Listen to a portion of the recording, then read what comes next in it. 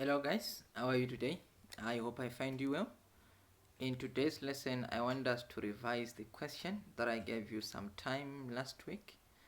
The question reads, distinguish between demand pull and cost push inflation. So as always the case, we are going to start by looking at your introduction. So as I always say, in your introduction, you must start by defining the key terms in the question. So if you look at that question, distinguish between demand pull inflation and cost push inflation. So you must start by defining the term inflation, and we said that inflation is the persistent tendency of prices to rise, or maybe a sustained increase in the price level of goods. So that is how best you can define inflation. After that, you need to focus the reader. How do you focus the reader? You need to make sure that you give an overall direction of your answer. After going through your introduction, I must get a picture of what your essay is all about. Remember, we say that your introduction must be interesting, it must be captivating, so that it will capture the attention of the reader. So what you need to do after defining the key terms, you need maybe to state some of the differences that are found between demand pull and cost push inflation. You might do so by maybe giving the definition of demand pull inflation as well as the definition of cost push inflation. All right. So let us talk about demand pull inflation. We're going to define what demand pull inflation. We're also going to talk about the causes of demand pull inflation. So demand pull inflation is caused by an increase in aggregate demand that is not matched by an equivalent increase in aggregate supply.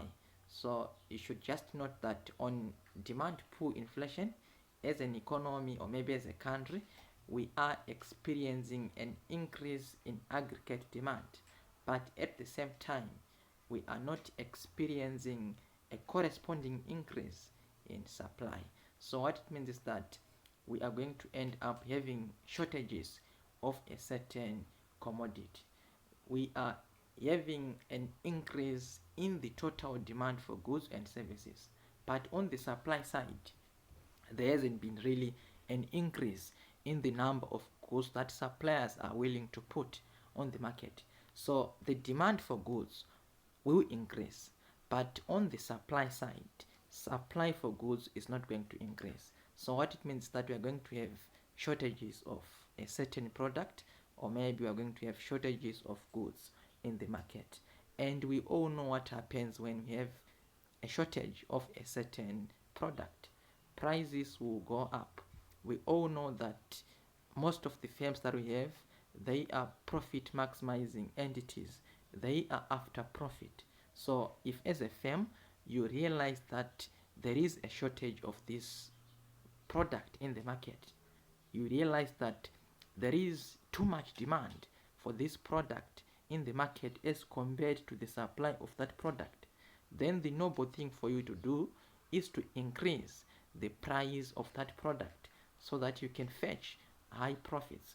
So when you have a shortage of a certain product in the market, firms will hike the price of that product.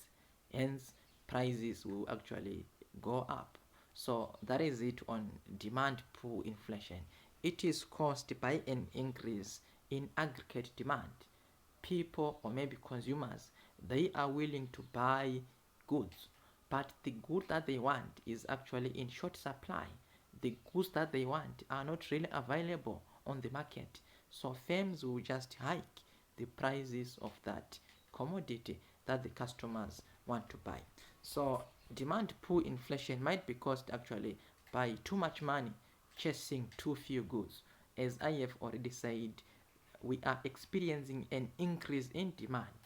Customers or maybe consumers, they have got money, to buy the goods, and they've got too much money to buy the few goods that are in the market.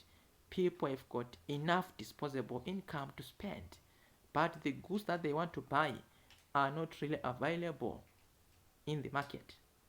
So firms will actually react by raising the prices of the few goods that are available on the market. So demand pull inflation is mainly caused by an increase in the components of aggregate demand. You might want to talk about an increase in consumption, an increase in investment, an increase in public expenditure, as well as an increase in exports. So basically, the components that make up aggregate demand, if they increase, then you are going to experience demand pull inflation. You might want to talk about maybe an increase in money supply. So what it means is that when consumers do get too much money, when you've got too much money that is circulating in the economy, what happens is this: when a consumer gets money, the next thing that she will think of is to spend that money. When you yourself get money, the next thing you will think of is to buy goods. So when you've got too much money circulating in the economy, it means that consumers will actually spend that money on goods. The demand for goods will actually increase. But as I have already said, demand for goods has increased, yes, but there isn't an increase in the supply for goods. So eventually, we're going to have shortages of a certain product. So that is what might cause demand pull inflation. Then the other thing that might cause demand pull inflation on consumption, you might want to talk about maybe an increase in disposable income. Maybe the salary that you are earning as an employee, maybe it has been increased. Like, let's say that in the past you were earning $2,000 and now you are earning $4,000. It means that you've got more disposable income. It means that you've got more money to spend on goods and services. So you're going to use that disposable income to buy goods and services. But there isn't an increase in the supply of goods. So maybe most of the employees, they have experienced an increase in their disposable incomes. So it means that they now have money to spend, but the goods that they want to buy are in limited supply. So you're going to have a shortage of a certain product, and firms will actually increase the price of the few commodities that are there in the market. Alright, let us try to illustrate demand pull inflation using a diagram. So as you can see on that diagram, at y1, which is somewhere there, that was the aggregate demand that we were experiencing. Alright, so what it means is that at y1, consumers were buying that output. And what happens is that, remember we said that demand pull inflation is caused by an increase in the demand for goods. So maybe the disposable income of someone is increased, or maybe as a country we are experiencing an increase in the money supply. Maybe the Reserve Bank of Zimbabwe has increased money supply in the economy, or maybe we are experiencing an increase in the population. So just because you are experiencing an increase in the population, it means that since the population has increased, that increase in population will actually lead to an increase in the demand for goods. And again, I've talked about money supply.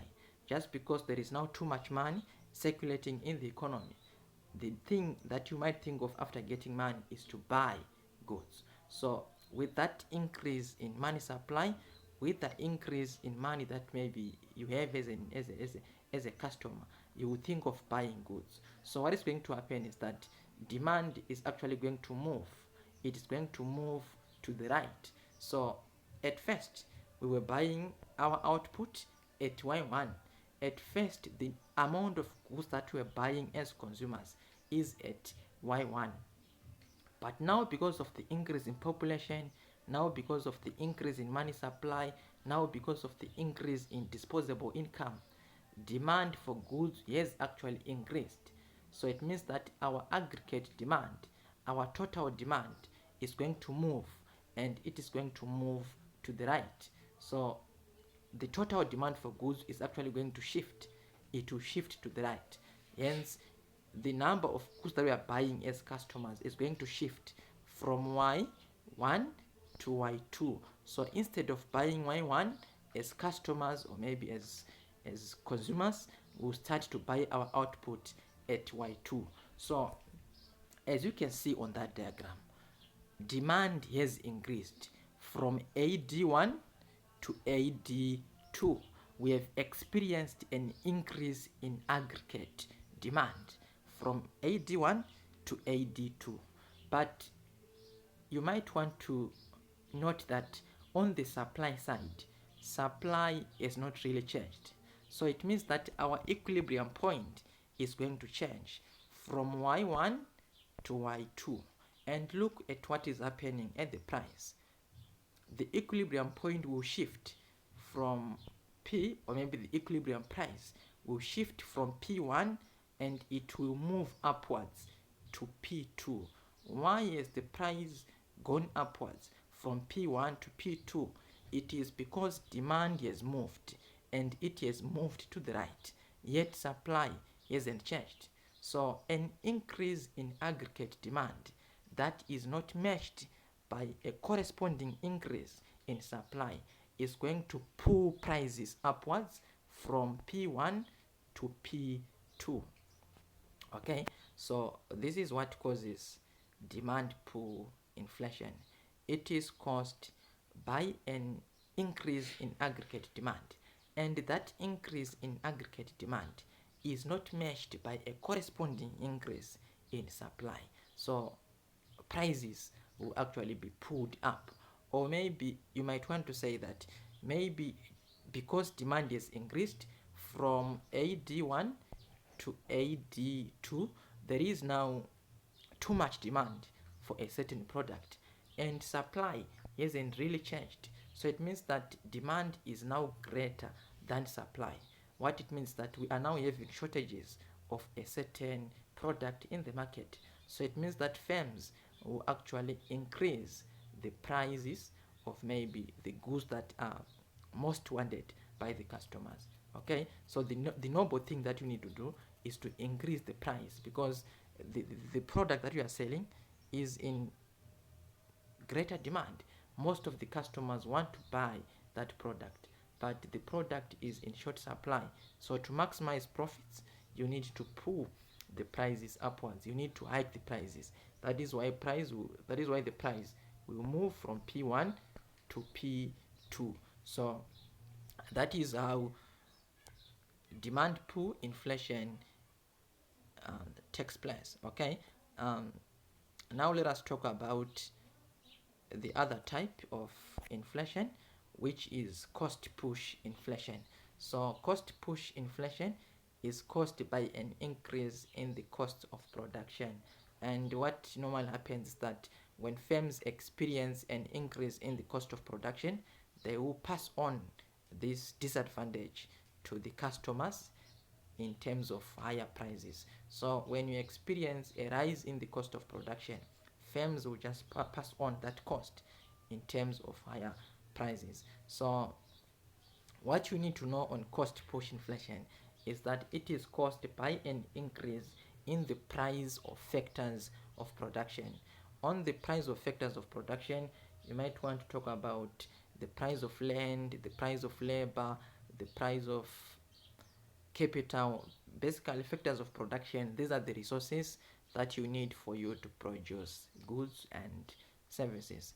And when you experience a rise in the price of these factors, basically firms will pass on the cost that they will just pass on the cost that they are experiencing in terms of charging high prices. Okay, so cost push inflation might be caused by an increase in the price of fuel. Remember, for you to produce goods, you might need fuel. So when the price of fuel goes up, maybe as a firm, you might also pass on that cost to customers by charging high prices. You remember what happened sometime last year when Mr. Mnangagwa increased the price of fuel, when the price of petrol, the price of diesel went up. We all know what happened to the prices of other basic commodities. They went up. So that is the result of cost push inflation. When the price of factors of production goes up, we expect the price of goods to also go up. Then you might also want to talk about the price of wages. When employees start to demand for higher wages and salaries, let's say that the employees that are employed by TM, if they start to ask for higher wages and salaries, it means that for TM to pay these high wages that are being demanded by the employees, it also has to raise the prices of its commodities so that it will get money to pay the higher wages and salaries that are being demanded by its workers. So as a firm, when you experience a rise in the price of wages, the normal thing to do is to also increase the prices of the products that you are selling so that you get enough money to pay the rising wages. Okay, then you might also want to talk about devaluation is also another factor that might cause cost push inflation. Okay, so let us illustrate cost push inflation using that diagram. So as you can see on the diagram, I have got my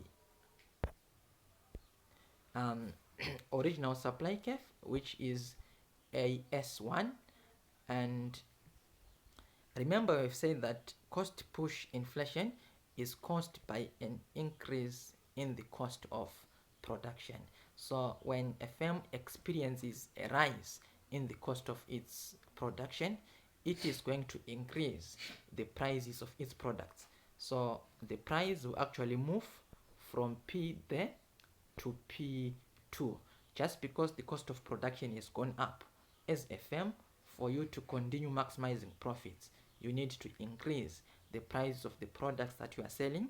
So the price will be increased from P1 there to P2.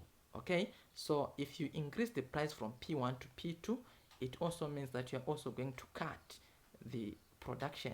You are also going to cut the number of items that you were producing. Remember, we've said that the cost of production has increased. So it's now expensive for firms to produce goods. So the noble thing to do there is to increase price and reduce output. So it means that the firm will increase its price from P1 to P2 and output will be reduced from Y1 to Y2. So that is how prices will increase on cost push inflation. A firm is experiencing a rise in its cost of production, and because of that, it will actually hike the prices of the products that it is selling. It might increase the prices from P1 to P2. Or maybe you might want to say that since a firm is experiencing a rise in its cost of production, it is forced to reduce its output. Let's say that a firm was producing, let's say that the firm was producing at Y1, it was producing its output at Y1. And now that the cost of production has gone up, it's now expensive for this firm to produce its goods. It means that supply is going to move to the left. Supply is going to fall. We cannot continue to produce at Y1. It means that we will start to produce at Y2. So supply is going to shift to the left. It is going to move from AS1 to AS2. But if you look at what is happening there, demand for goods hasn't really changed. It is just the supply for goods that has gone down, but the demand hasn't really changed. So what is going to happen there is that the firm will reduce its output and the demand for goods will actually remain the same. So we are going to have shortages of a certain product in the market. Why? Because the firm has reduced the supply of that commodity. So when you are having shortages of a certain product in the market, when demand for goods is actually greater than supply, then you just have to increase the prices of the products because demand is greater than supply. So that is what causes cost push inflation. It is caused by an increase in the price of factors of production. So that is it on the differences between demand pull and cost push inflation.